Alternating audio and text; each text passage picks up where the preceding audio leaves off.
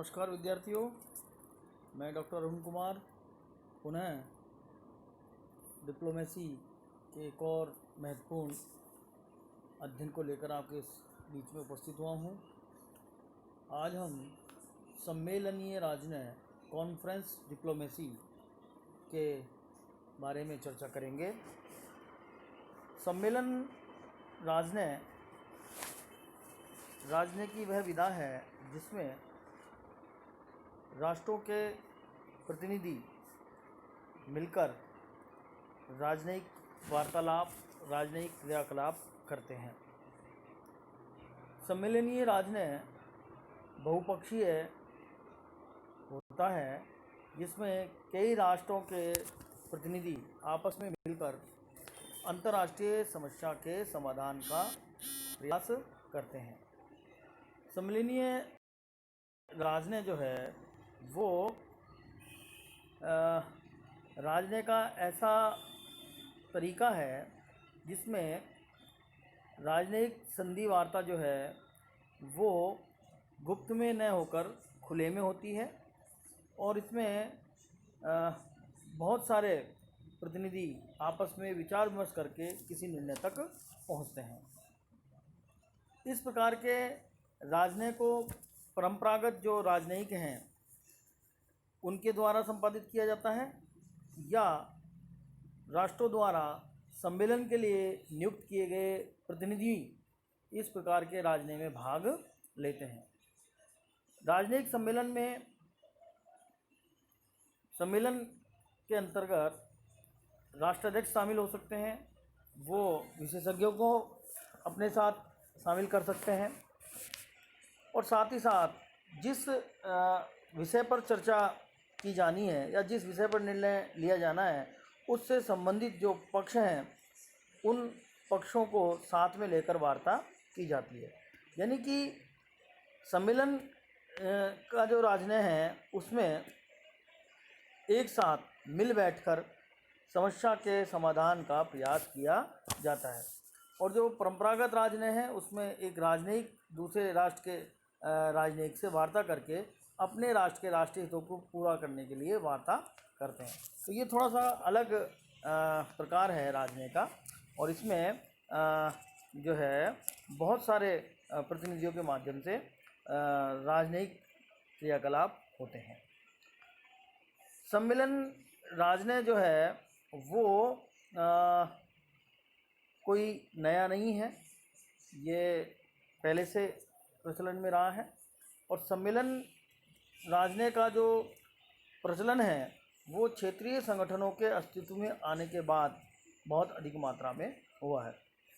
जैसा कि हम जानते हैं कि द्वितीय विश्व युद्ध के बाद अंतर्राष्ट्रीय प्रतिस्पर्धात्मक युग में अमेरिका के द्वारा और सोवियत संघ के द्वारा संयुक्त राष्ट्र संघ से अलग रहकर क्षेत्रीय संगठनों का निर्माण किया गया जिन्हें हम नाटो, सीटो, सेंटो, वर्सा पैक्ट के नाम से जानते हैं और इन संगठनों में शामिल राष्ट्रों के द्वारा एक जैसी नीति का अनुसरण किया जाता है और इस एक जैसी नीति के लिए वो किसी न किसी सम्मेलन के माध्यम से तय करते हैं कि अमुक प्रकार की अगर कोई कार्रवाई होगी तो क्षेत्रीय संगठनों का सम्मिलित रूप से क्या कदम होगा।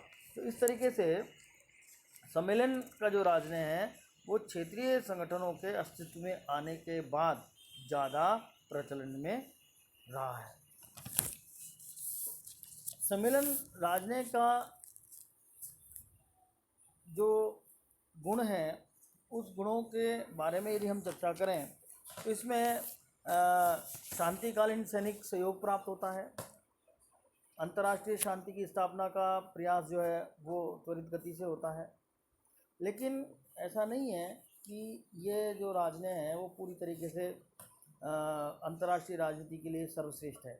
इसके नुकसान भी हैं क्योंकि इसमें इस प्रकार के सम्मेलनों में कई बार बहुत व्यापक मात्रा में राष्ट्रों के मध्य वाद विवाद पैदा हो जाते हैं, असहमतियाँ का जो स्तर है वो बहुत ज़्यादा बढ़ जाता है और विवादपूर्ण जो स्थितियां हैं वो समाप्त होने की जगह और ज़्यादा बढ़ जाती हैं। और इस प्रकार के राजनय का कई बार राष्ट्रों के द्वारा एक दिखावा किया जाता है और वो केवल अपनी अंतर्राष्ट्रीय प्रतिष्ठा को बढ़ाने के लिए सम्मेलन राजनय का उपयोग करते हैं। सम्मेलन राजनय तभी सार्थक है, वह तभी सफल हो सकता है जब जो राष्ट्र सम्मेलन में भाग ले रहे होते हैं वो अंतर्राष्ट्रीय समस्या को समाप्त करने की दिशा में संवेदनशील हों और वो उसे समाप्त करने के लिए पूरी तरीके से प्रयासरत हों, क्योंकि इसमें ये खतरा है, इसमें ये एक कमी है कि राष्ट्रों के द्वारा सम्मेलन का तो आयोजन कर लिया जाता है, विचार विमर्श भी कर लिया जाता है, परंतु उसके अनुरूप वो अपना व्यवहार नहीं रखते हैं और फिर इस प्रकार के राजनय का कोई अर्थ नहीं रह जाता। ठीक है, सम्मेलन राजनय चूँकि मैं पहले आपको कह चुका हूँ कोई नया नहीं है, इसका जो प्रयोग है वो बहुत पहले से चला आ रहा है। थोड़ा सा हम इसके ऐतिहासिक विकास के संदर्भ में बात करें तो इस प्रकार के राजनय की जो शुरुआत है वो 30 वर्षीय युद्ध को समाप्त करने के लिए हुई और इस 30 वर्षीय युद्ध को समाप्त करने के लिए 1648 में एक वेस्टफेलिया कांग्रेस जो है या वेस्टफेलिया संधि राष्ट्रों के बीच संपन्न हुई और ये यूरोप के जो राष्ट्र थे उन्होंने अंतर्राष्ट्रीय शांति की स्थापना करने के लिए इस प्रकार के सम्मेलन का आयोजन किया और इसमें सबसे महत्वपूर्ण बात जो निकल के आई वो ये कि जो कमज़ोर राष्ट्र थे उन कमज़ोर राष्ट्रों पर इस सम्मेलन के निर्णय को थोपा नहीं गया। आपसी विचार विमर्श के उपरांत, उनकी सहमति के उपरांत इस वेस्टफेलिया संधि के प्रावधानों को लागू किया गया। इस वेस्टफेलिया संधि के माध्यम से यूरोप में एक नई व्यवस्था को वैधानिकता भी प्राप्त हुई। इसी बीच हम जो राजनयिक सम्मेलनीय राजनय का जो दूसरा विकास देखते हैं वो 1815 की वियना कांग्रेस में हमें नज़र आता है। इस वियना कांग्रेस में जैसा कि हम जानते हैं कि नेपोलियन के पराभव के बाद यूरोप के राष्ट्रों ने युद्धों को रोकने के लिए और जो राजनीतिक समस्याएं पैदा हुई थी उनको दूर करने के लिए एक सम्मेलन का आयोजन किया जिसे हम वियना कांग्रेस के नाम से जानते हैं।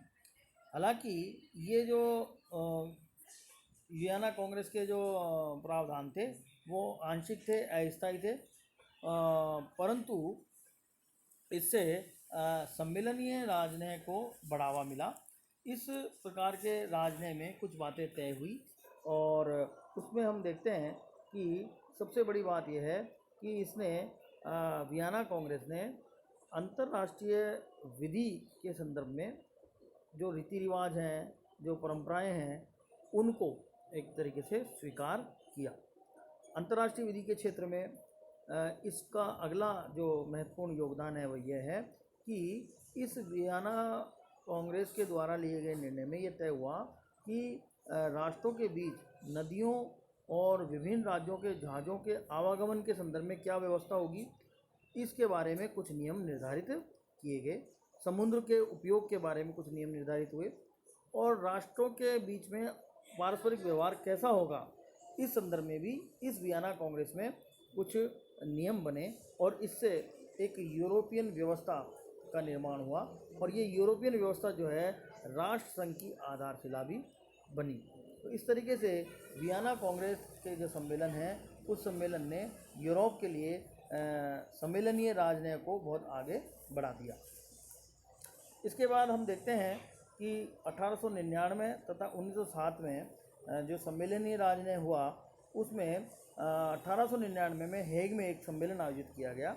इस हेग सम्मेलन में राजनय की दृष्टि से जो दो महत्वपूर्ण बात उभर कर सामने आई वह है पंच निर्णय और स्थायी न्यायालय की स्थापना। यानी कि राष्ट्रों के बीच में कोई विवाद होगा तो उस विवाद का निपटारा करने के लिए पंच निर्णय की पद्धति को अपनाया जाएगा और साथ ही साथ स्थायी न्यायालय की व्यवस्था 1899 के हेग सम्मेलन के द्वारा स्वीकार की गई। आगे बढ़ते हैं। 1907 में हेग में दोबारा से एक सम्मेलन आयोजित किया गया इस सम्मेलन में 44 राष्ट्रों के प्रतिनिधि शामिल हुए और उनके द्वारा अंतर्राष्ट्रीय राजनीति के संदर्भ में कुछ नियम निर्धारित किए गए और उन नियमों में सबसे बड़ी बात तो यह तय हुई कि युद्ध से मानव सभ्यता को कैसे बचाया जाए, इसके लिए व्यापक विचार विमर्श हुआ। युद्ध के नियमों का निर्धारण हुआ। व्यापक विचार विमर्श के बाद यह भी तय हुआ कि युद्ध से कैसे बचा जाए और इसी सम्मेलन के माध्यम से मध्यस्थता को जो है आपसी विवादों के समाधान के लिए महत्वपूर्ण माना गया कि दो राष्ट्र यदि आपस में विवादग्रस्त हैं तो उनके विवादों को दूर करने के लिए मध्यस्थ राष्ट्र की सहायता ली जा सकती है। तो मध्यस्थता का जो प्रचलन है या मध्यस्थता की जो आवश्यकता है वो हेग सम्मेलन के माध्यम से अंतर्राष्ट्रीय राजनीति में उभरी। इसके अलावा इस हेग सम्मेलन को विश्व पहली महासभा के नाम से भी जाना जाता है क्योंकि इसमें यूरोप के करीब करीब उस समय के सभी राष्ट्रों ने भागीदारी की और इस कारण से इसे विश्व की प्रथम महासभा के नाम से भी जाना जाता है। इसी सम्मेलन के द्वारा अंतर्राष्ट्रीय कानूनों का संहिताकरण किया गया और विवादों के निपटारे के लिए शांतिपूर्ण साधनों की आवश्यकता पर जोर दिया गया। तो इस तरीके से हेग सम्मेलन जो है वो अपने आप में एक महत्वपूर्ण पड़ाव है जिसने सम्मेलनीय राजनय को आगे बढ़ाने में मदद की। इसके बाद जो सम्मेलनीय राजनय का अगला पड़ाव है वो हमें प्रथम महायुद्ध के बाद जो विभिन्न सम्मेलन आयोजित हुए जिसमें राष्ट्रों के द्वारा कुछ बातें तय की गई, स्वीकार की गई, उसकी हम बात करते हैं। तो प्रथम महायुद्ध के बाद वारसाई की संधि की गई 18 जून 1919 को। ये वारसाई की जो संधि थी वो जर्मनी के साथ हुई और इस संधि में इस सम्मेलन में करीब करीब मित्र जो राष्ट्र थे वो सभी शामिल हुए और साथ ही साथ अन्य सह राष्ट्र भी इसमें भागीदार बने और उनके द्वारा इस प्रकार की एक संधि को अमल में लाया गया और ये संधि के माध्यम से तो राष्ट्रों के बीच जो विवाद थे, जो समस्याएं थी, उनको दूर करने का प्रयास किया गया। इसके अलावा 10 सितंबर 1919 में एक और सम्मेलन आयोजित किया गया जिसे सेंट जेमेन की संधि के नाम से जाना जाता है। 27 नवंबर 1919 को बल्गेरिया के साथ एक संधि संपन्न हुई। इसी तरीके से 4 जून 1920 को हंगरी के साथ ट्रिएनो की संधि हुई। इसी तरीके से 10 अगस्त 1920 को टर्की के साथ स्रेब संधि और 23 जुलाई 1923 को लोसाने के साथ संधि संपन्न हुई। ये संधियां जो हैं बाद में लागू हुई, लेकिन 6 अगस्त 1924 को लागू हुई, लेकिन इन संधियों ने अंतर्राष्ट्रीय शांति को स्थापित करने में बहुत योगदान दिया। इसी प्रकार की संधियों के कारण ही जो है बहुत लंबे समय तक युद्ध को टाला जा सका। करीब करीब 20 वर्षों तक विश्व जो है युद्धों से बचा रहा।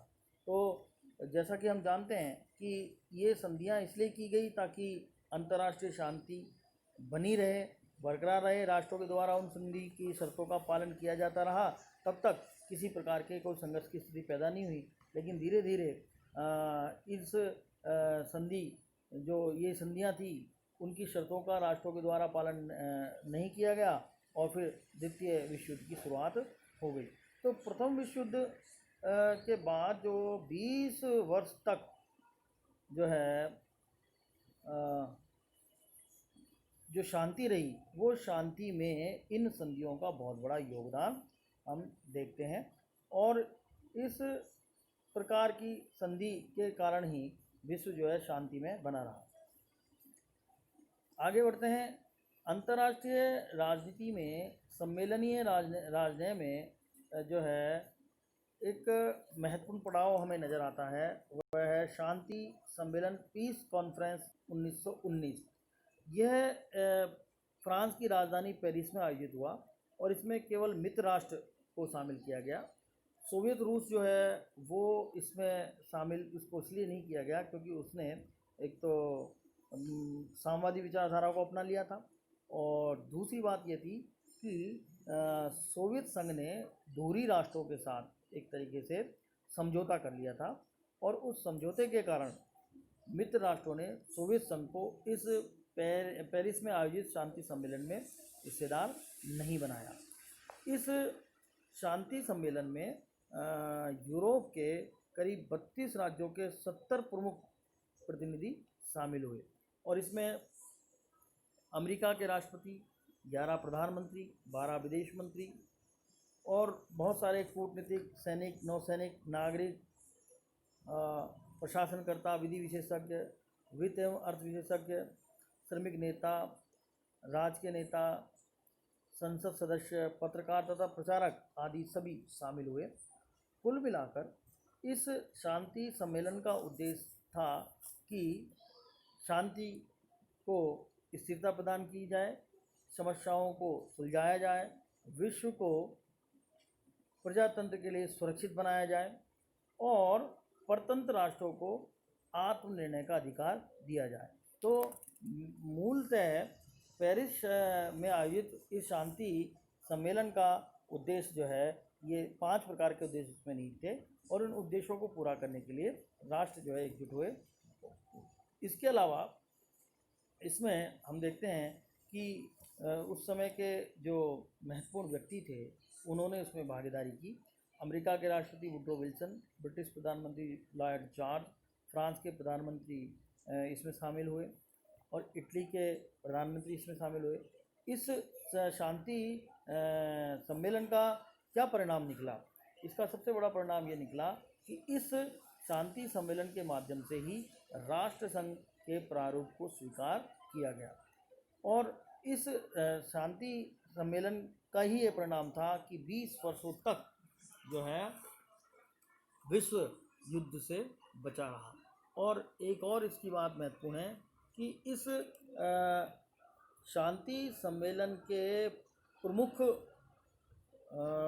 जो व्यक्ति थे वुड्रो विल्सन, और इस शांति सम्मेलन के माध्यम से जो संधि हुई और उस संधि के माध्यम से जो राष्ट्रसंघ बनना था, उस राष्ट्रसंघ की सदस्यता जो है वो अमेरिका नहीं ले पाया, क्योंकि अमेरिकी कांग्रेस ने, अमेरिकी सीनेट ने वुड्रो विल्सन के इस प्रयास को जो है अस्वीकार कर दिया, और राष्ट्रसंघ तो बना परंतु अमेरिका इस राष्ट्रसंघ का सदस्य नहीं बन सका।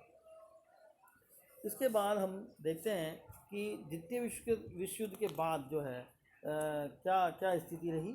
द्वितीय विश्व युद्ध के बाद भी जो है सम्मेलनीय राजनय महत्वपूर्ण रहे, और इस दिशा में जो संयुक्त राष्ट्र संघ का निर्माण हुआ, उस संगठन के निर्माण के लिए सैन फ्रांसिस्को में एक सम्मेलन आयोजित किया गया। इस सम्मेलन में 46 राज्यों ने भाग लिया, और इस सम्मेलन को महान अंतर्राष्ट्रीय सम्मेलन के नाम से जाना गया। इस सम्मेलन के माध्यम से ही राष्ट्रसंघ जो है, संयुक्त राष्ट्र संघ अस्तित्व में आया, और विश्व की अनेक समस्याओं को ख़त्म करने के लिए समय समय पर और भी सम्मेलन आयोजित होते रहे। जैसे जनेवा समस्याओं को ख़त्म करने के लिए जनेवा सम्मेलन 1954, पेरिस सम्मेलन 1960, आदिस अबाबा सम्मेलन 1963। इस तरीके से और भी बहुत सारे, कैरेकस सम्मेलन 1974, हेलेंस्की सम्मेलन 1975, कोलंबो सम्मेलन 1976, हवाना सम्मेलन 1979, नई दिल्ली सम्मेलन 1981, मेलबोर्न सम्मेलन 1981, मैड्रिड सम्मेलन 1991 तथा काराकस सम्मेलन 1991। इस तरीके से सम्मेलनीय राजनय ने अंतर्राष्ट्रीय शांति को सुरक्षित करने की दिशा में महत्वपूर्ण योगदान दिया है, और यह है कोई नया कोई हथियार नहीं है, नया कोई साधन नहीं है। राजनय में इसका बहुत महत्वपूर्ण स्थान रहा है। Thank you.